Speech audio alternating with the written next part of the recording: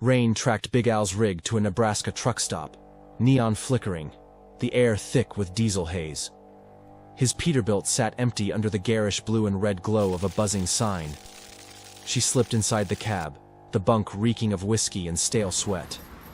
Her waist bag, which was lost days earlier with her sister's locket inside, laid among scattered bottles. She grabbed it, heart pounding. Her last piece of Ellie, safe again. But she froze as Al's oily laugh and a girl's nervous, slurred voice echoed outside.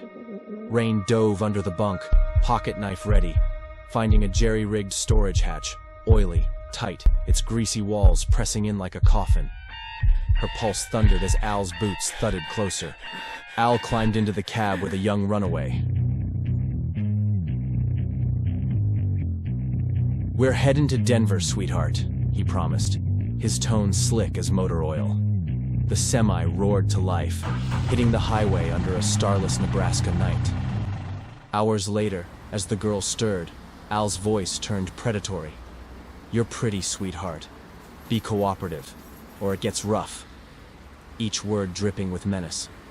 The girl whimpered, pleading. "Let me go." Rain's fingers trembled with rage in the hatch.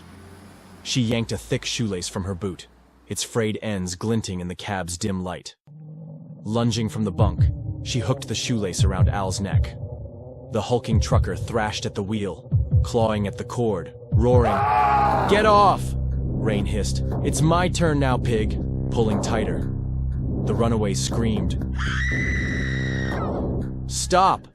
The truck swerved, tires screeching, headlights slicing through diesel haze. The girl fumbled the passenger door, tumbling onto the asphalt with a sickening thud.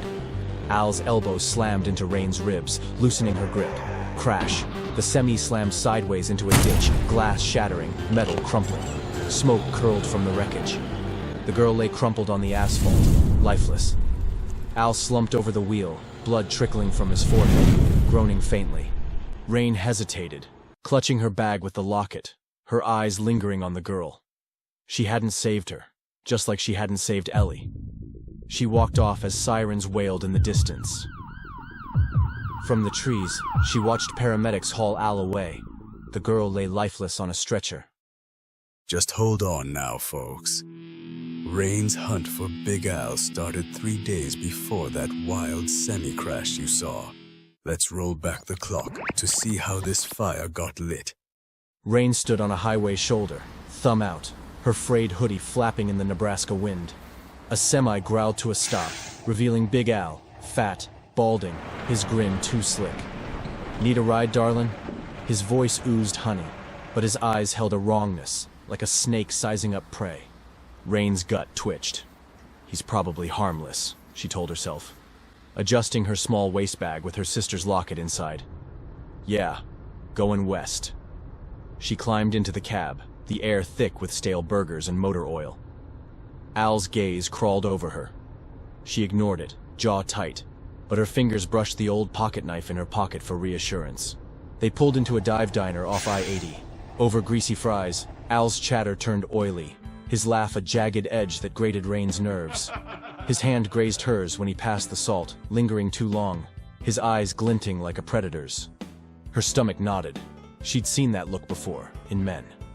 When she stepped to the bathroom, heart thudding, she caught him slipping powder into her Coke from the corner of her eye. Scumbag. Not harmless. She played along, sipping just enough to fake a stumble, letting him think she was out. "Let's get you to the truck," he said, his arm around her, dragging her toward the lot. Her head swam, but she gripped her pocket knife, staying sharp. In the lot's yellow glow, she rammed her elbow into his gut.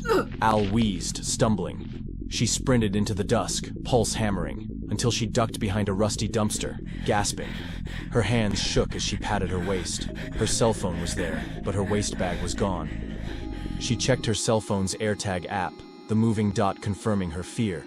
The bag, with all her belongings and Ellie's locket, was still in Al's truck. She'd get her sister's memory back, or die trying. Rain's been keeping track of Big Al ever since he tried to drug her at a grimy truck stop, and do much worse. Their second encounter left a runaway girl dead in a fiery semi-crash, but Al he survived and healed up. And Rain, well, she's back. Sharper, deadlier, ready to carve her revenge. 8 months later.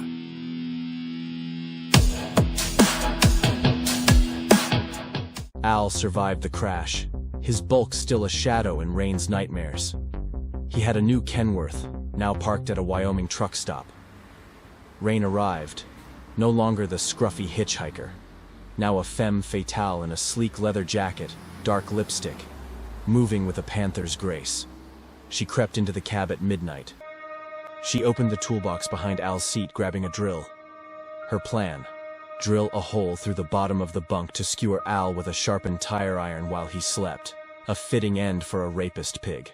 A little elaborate, sure, but it felt right. The hole wasn't deep enough when Al's boots crunched outside. Too soon. Rain dove under the modified bunk, abandoned drill shavings glinting on the floor. Al lumbered in, grumbling, and hit the mattress, his CPAP mask humming. Had he seen the shavings?